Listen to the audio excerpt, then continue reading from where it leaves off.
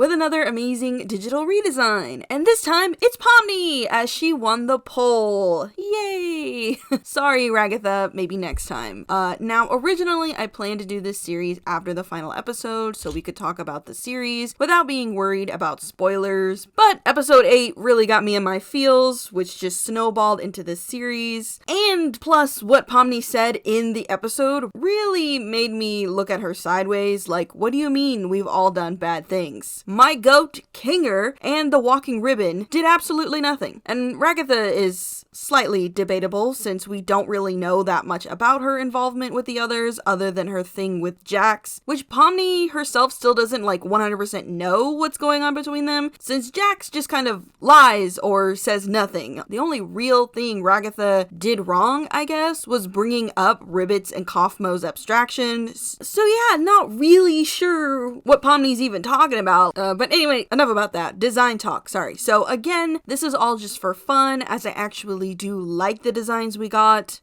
Well, I do have some slight beef with Gangle, but that's mainly because a lot of the characters have a toy motif to them, and I know Jax and Kinger don't seem like it, but chess is a game type toy, and I've always seen board games as toys, and Jax, while a rubber hose, Looney Tune type character, is also mixed with Gumby, the Play-Doh toy. So that's why in my mind they're toy adjacent, and why I plan to make them more toy-like in this redesign series. But anyway, Pomni's design to me is very cute, but also kind of bland in a weird way, because y'all already know I'm a big jester lover, so I always want them to be more than the typical stuff a lot of designers make. And Pomni is kind of a weird mix of typical and more unique, as her costume alone is pretty different from most jester designs I've seen. I mean, how often do you see jester designs with the puffy shorts? Very rarely, which is why I really love them. Also, her mismatched color palette is very on brand for a jester, and it works really well for the more solid parts of her outfit, though I do wish her shoes were more curved and also had bells on them like her hat. The rest of the costume is pretty on the nose for jester styled costuming, however the lack of tights really bothers me. Another part of her costume that kind of bothers me but also makes me curious is why does she have a normal shirt like collar instead of a ruffled collar or a bow tie, and hands down it's the only part of her outfit that really makes me look at her funny, because this isn't a collar that you would normally see on a jester as a whole. So I'm wondering if a reference to her more human form, because I remember Pomni did say she has a more desk type job, so I wonder if that was implicated into the design. But everything else is pretty okay. I get the point of the designs is to fit the makeup of the game, so I do understand why Pomni lacks more free moving fabric. So I understand why they didn't include a lot, and what we do have is very good on its own. I just wish there was more.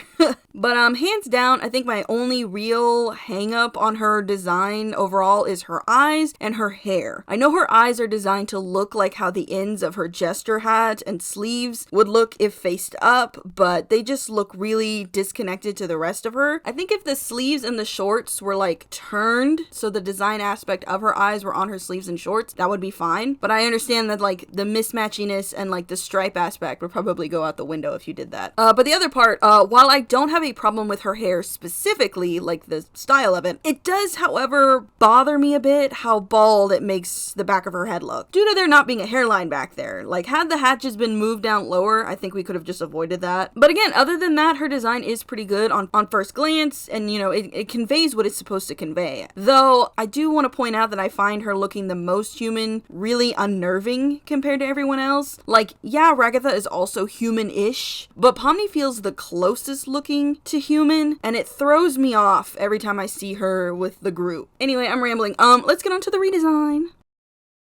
So again, for these redesigns, I've decided to go hard on the toy theming and also just do things I find fun, since I have no actual issues with the designs. Unlike Hasbin, which yes, I'm going to bring up Hasbin, the designs are meant to be more catered to the game/AI that Kane has put them in, and also a bit of their own personal stuff as well. We still don't know how much of their minds are in control of how their avatars look, but seeing as there's a lot of similarities between other characters or same toy types, I'm going to assume that it's a 50-50 type thing, where Kane's avatar mixing is limited due to what was fed into him and what the AI is able to scan from their actual minds to create a design, which is why I think their designs are pretty accurate for who they are as characters and the hidden meanings behind their designs. Anyway, for Pomni, since she's already a jester, I figured not much needed to be done other than making her look more like a porcelain doll jester. You know, those cute but kind of creepy small dolls that are randomly at your grandparents' house?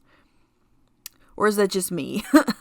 But the ones I'm talking about are the hand-painted ones from the 1970s, aka the Harley Quinn dolls. So all I really did, face-wise, is I now made her hair more painted on than actually grabbable. And even did the exaggerated widow's peak for added effect, and painted the sides of her hair more curled. Oh, I also did make her eyelashes longer, mainly because it took me to episode 4 to realize she had them and that they were even mismatched to begin with. So yeah, I also gave her a mouth similar to Ragatha's, but it would be more similar to Gangle's animation-wise. Since Pomni's head has no human features or skull-like shape, it would kind of mean that her head is a solid ball. So due to that, I made it to where her eyes and lips are painted on. You can even tell more by the fact that her skin and the whites of her eyes are the same color. As for cheek markings, I just made them bigger and I decided to go with gold cheek marks because that's more common than you would think. Plus, jester makeup and clown makeup is very exaggerated, so I really wanted to go further with her makeup. Everything else body-wise, I kept pretty much the same. Now for her outfit, on the other hand, yeah, I went off the wall. I can't help it. Jester or Harley Quinn costumes are just bursting in colors, shapes, and fun fabrics. So I ended up giving her a 3-pointed Jester hat as like a fun, weird glitch to her whole half and half thing going on. Plus, also, I just like crave to see more 3-pointed Jester hats out and about. It is still split in half, like the whole thing is like her whole theme is still split in half, but this time it's the fabric's designs that are mismatched instead of full colors. So one side of her hat is now blue with yellow dots and crescent moons, as they're a symbol for growth and empowerment, which I think weirdly fits Pomni. The other side of the hat is just typical stripes that are an aim to the circus tent, and the band around the hat is a simple tight ruffle band, which I used all over the outfit, aka her neck ruffle and arm and legs ruffle cuffs also. And yeah, I gave another character a bow tie. Insane, I know, but it just felt right to give her a massive butterfly bow tie with pointed tails. Just look how cute it makes her now. Ugh. For her main outfit, I kept the overall idea, but decided to give her simple long puffy sleeves and a more pumpkin type romper, since I really did want to keep the puffy shorts aspect. Plus, jester dolls are often made to sit, so it makes more sense for the legs to be out. Also, the front plain fabric piece is from a jester doll that I have, and I've always just really loved the look on that particular doll, so that's kind of why I added it. Also, again, I did keep with the mismatch theming going on by making the sleeves and the romper not match on the same sides. Same goes for her tights, which yes, I gave her tights, as every jester needs tights. Now, the shoes and the gloves are relatively the same as her OGs, though the shoes are more curved, but the reason I gave her dark gloves and shoes similar to her hair is to give the illusion that it's her actual body's color, and also to give a more mouse/imp-like appearance. A lot of people say Pomni is very mouse-coded, which is why a lot of people add tails to her, but for me, since she's the most human with zero mouse characteristics, or at least mouse motif on her, I figured this was the next best thing. Plus, just like Jax, Pomni seems to slightly enjoy the freedom that comes with being a digital character, and to me that feels like very imp-coded, especially when Pomni like really gets into being the villain of the circus.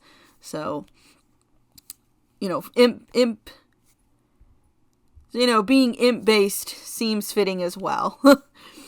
And since we were talking about color, that leads me into Pomni's color palette. I actually didn't go too far off of the OG colors used.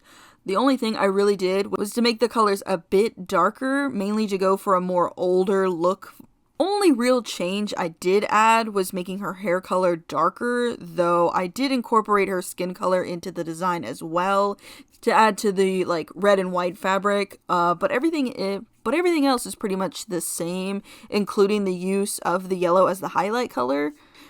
Because originally I didn't plan to do that. Oh, also, I almost forgot. I also made her eyes just plain separate colors, red and blue, instead of the toxic sign. Which, like, it just hit me that Pomni is like a big walking episode 7 flag with all her red and blue. Huh.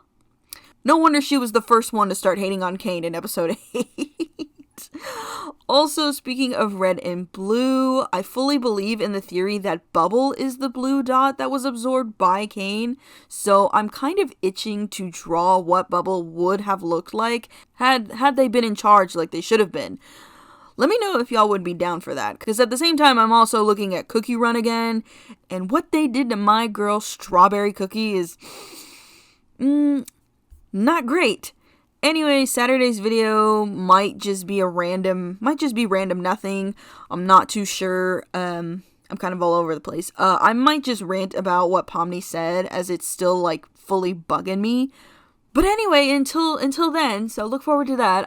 It looks like we do have a new member to scream at today. Moonlight Studio Arts. Welcome to the madness. And special thanks to 4for10, Inkwell Writers, and Jungle Bat 2139 for the super thanks on my Jax redesign video and Vox is getting redeemed rant video. Y'all should watch those, by the way. I hear they're really good. Onto the wall of teeth you go.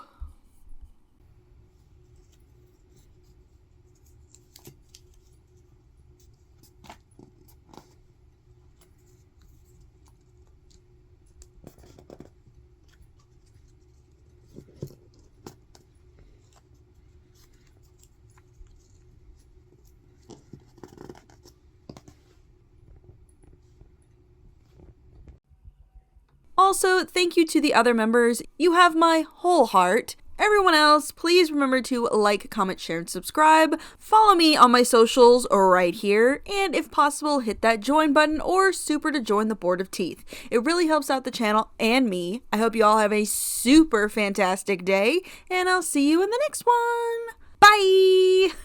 Bye!